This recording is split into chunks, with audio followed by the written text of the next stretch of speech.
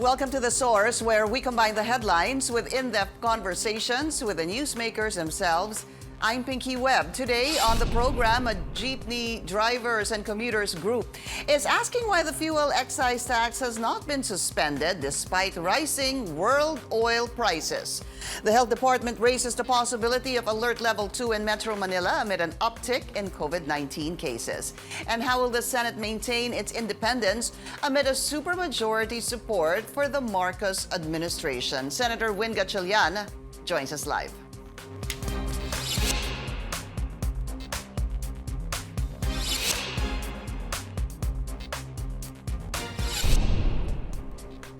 Transport Group Manibela is questioning why the fuel excise tax has not been suspended despite the rising oil prices.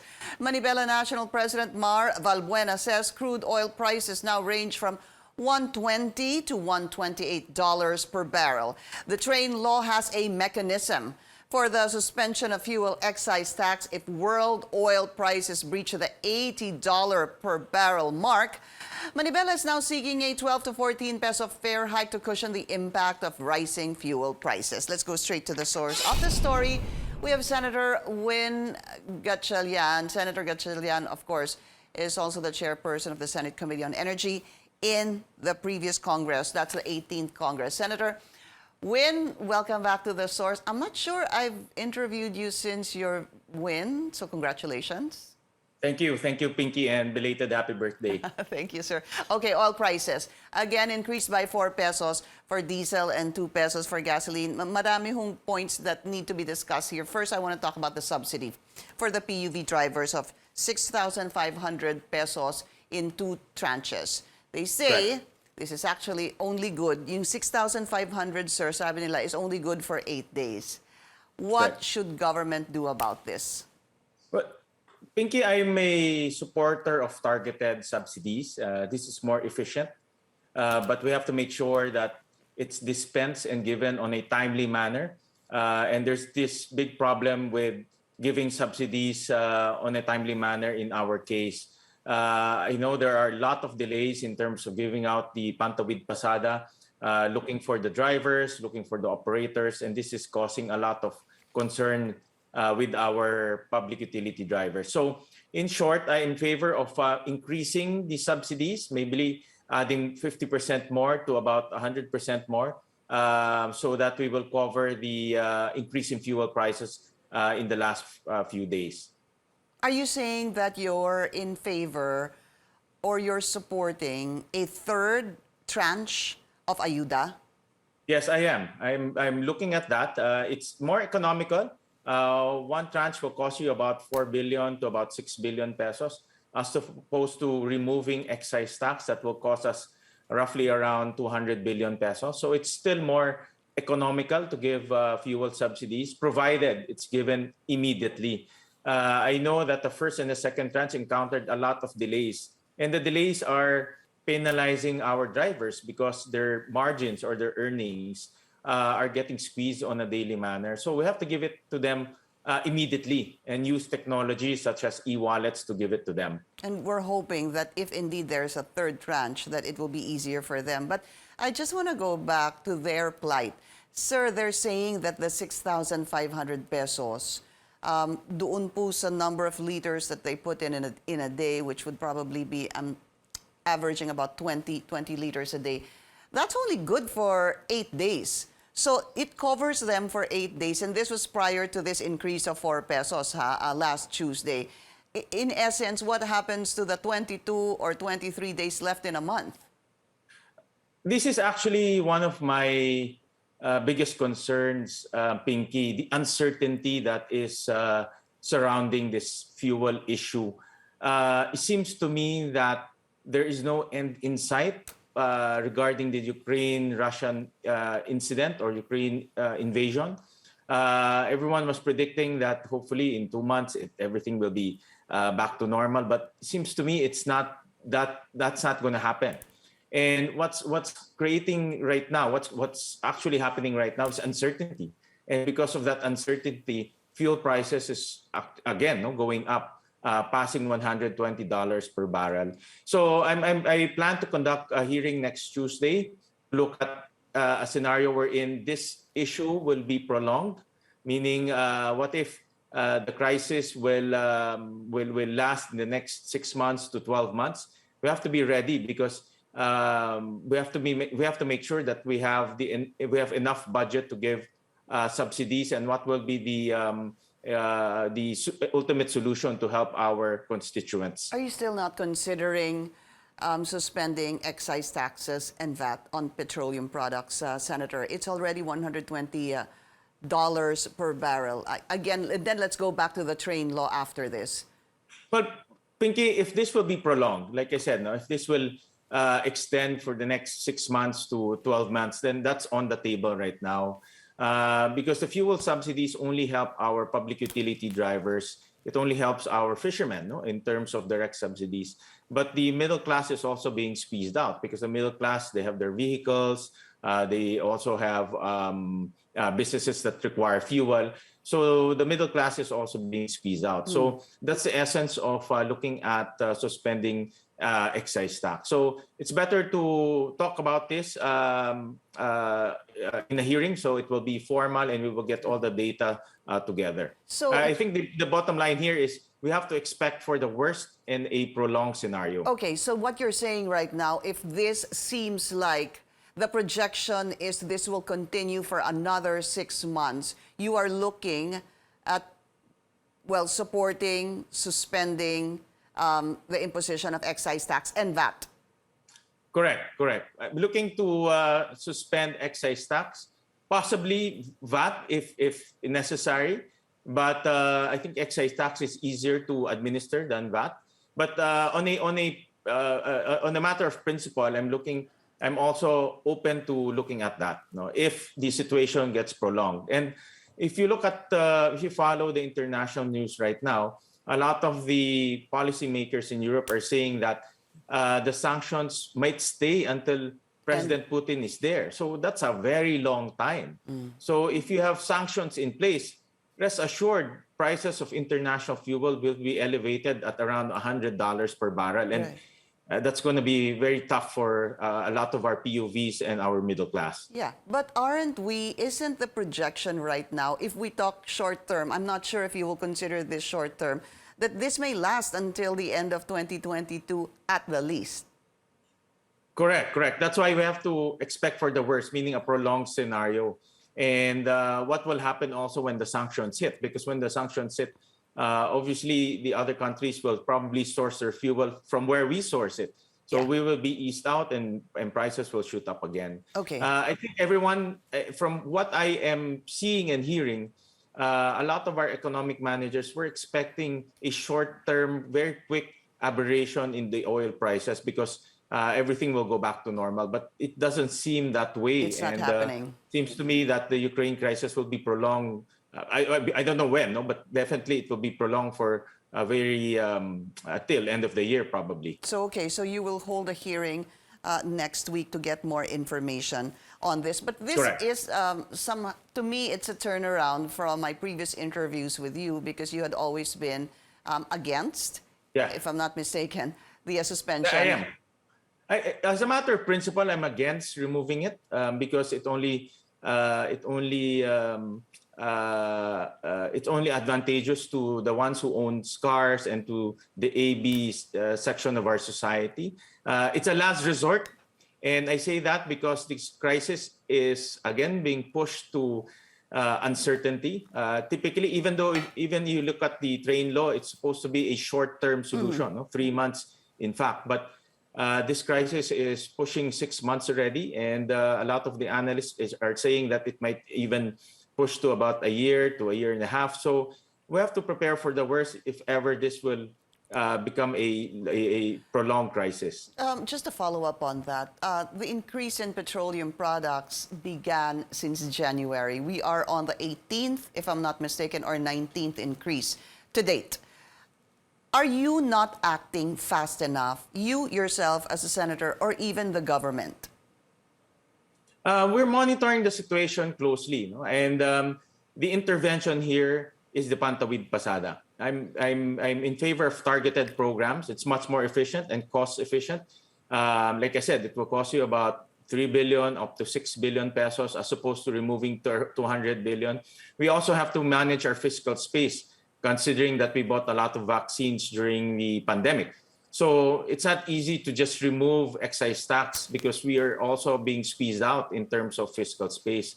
So we have to look for the most efficient and cost-effective intervention, which is the Pantawid Pasada. But I admit there are a lot of operational problems with Pantawid Pasada that we are pushing government to fix. For the last, I think, last 6 months, we conducted a hearing to make sure that the Pantawid Pasada will be activated and the operational issues will be fixed. Okay.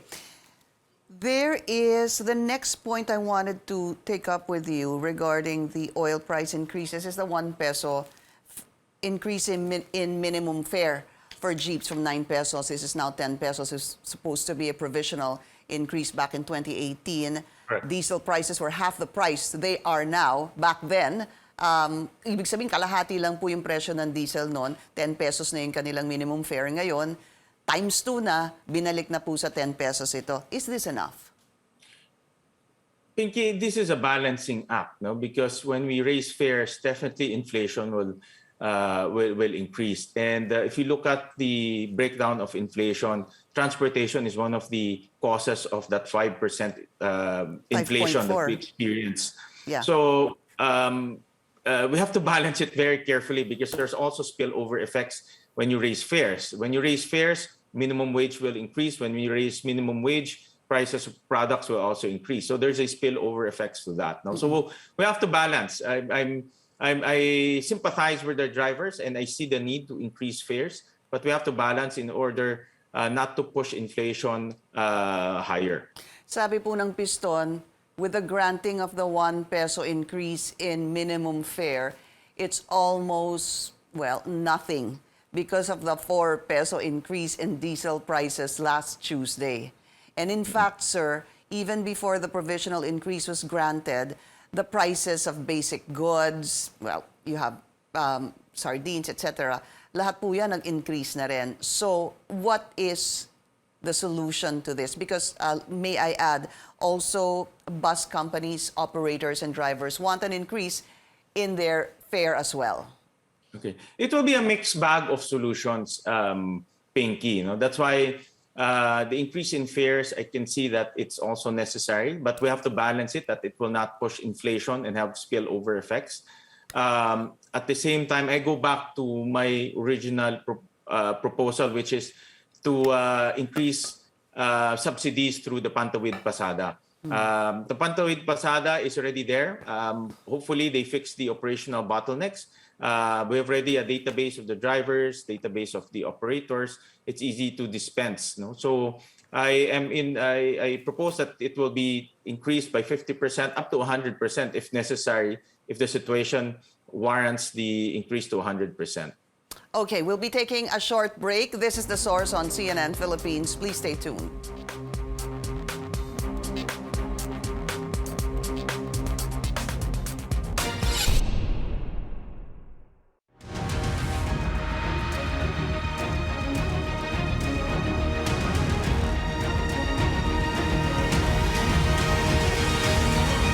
You're watching The Source on CNN Philippines. Our source today, Senator Win Gatchalian. Sir, I wanted to ask you also about this, the Russian oil, because Russian Ambassador Pavlov had a meeting with President-elect Bongbong Marcos, and he did say that they are willing, I quote, to extend its helping hand to satisfy the needs in source of energy. Do you think this is a good idea?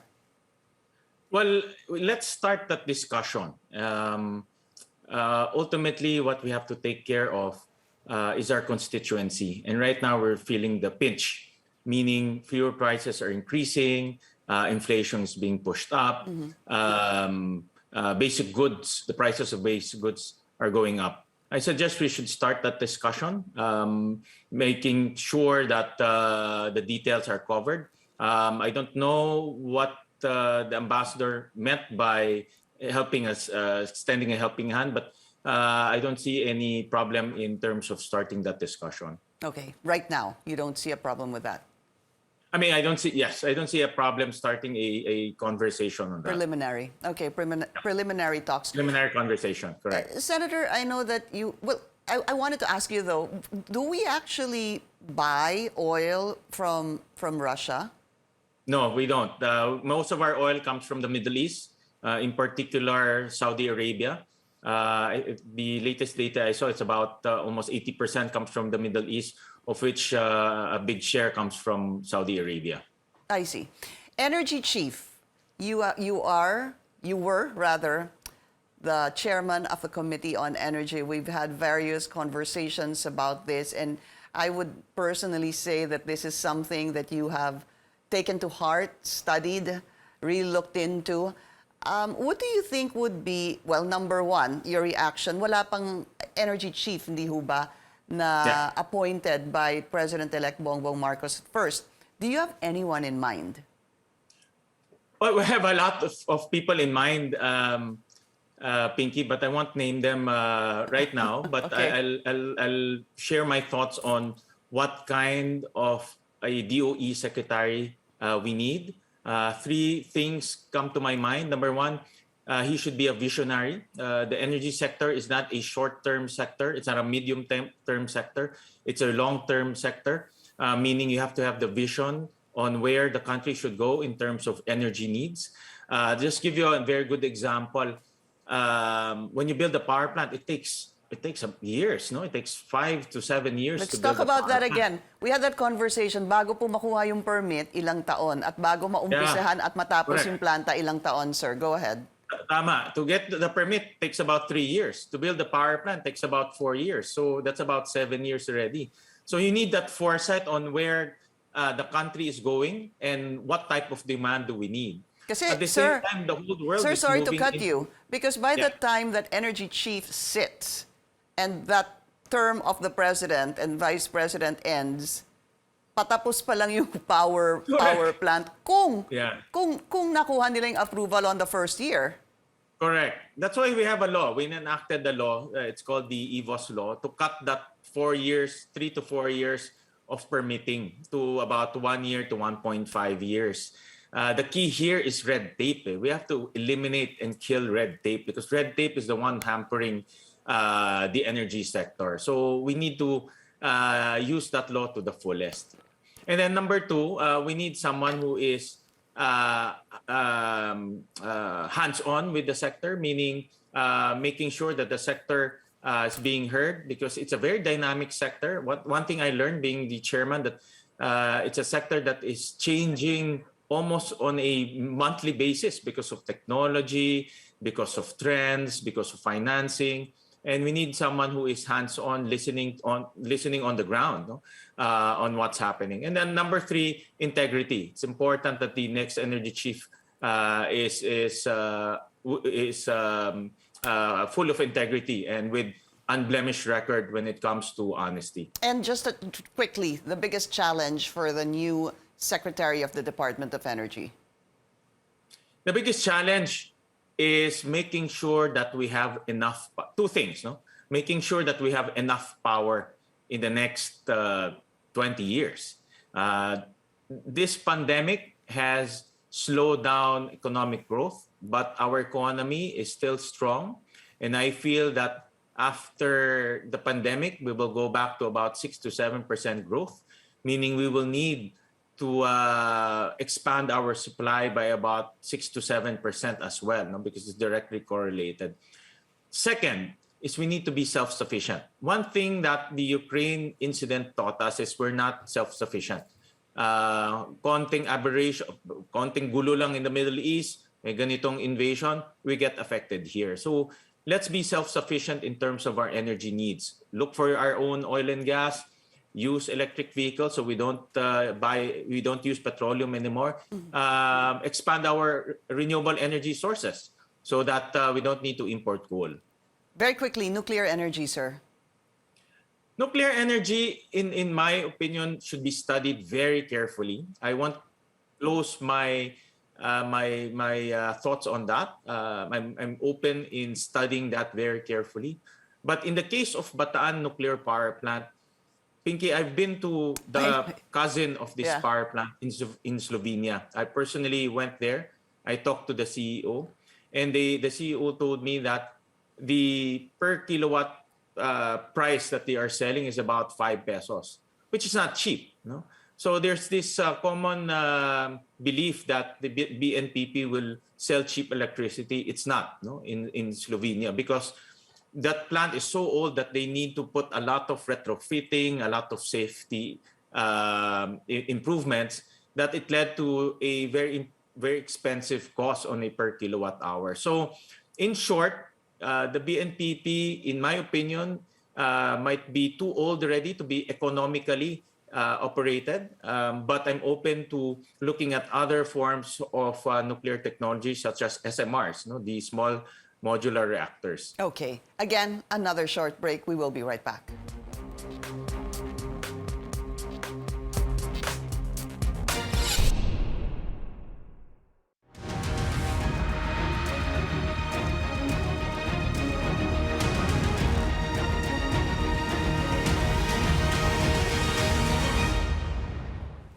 You're watching The Source on CNN Philippines. Our source today, Senator Win Gatchalian. I wanted also to get your thoughts, sir, on this, seeming confusion between what is being ordered by the governor of Cebu, Governor Gwen Garcia, and this resolution by the IATF as adopted by President Rodrigo Duterte. You were a former mayor, hindi ho ba, sir? Yep. Which should prevail doon sa dalawa? It's a matter of policy. The national policy should prevail, and the local governments should recognize the national policy, because the national policy takes into consideration the entire situation of the country. And for example, if there's an uptick of cases in some parts of the country and there's traveling around, then obviously that uptick will spread all over the country. So the national policy should prevail, and the local ordinances should take into consideration the national policy. That's based on my experience and reading of the law. However, Pinky, I just came back from Singapore, and from what I see in Singapore, mask is optional if you're outdoors. It's mandatory indoors. Mm-hmm. There's no more social distancing. Everything is full capacity, and tourism is back in Singapore.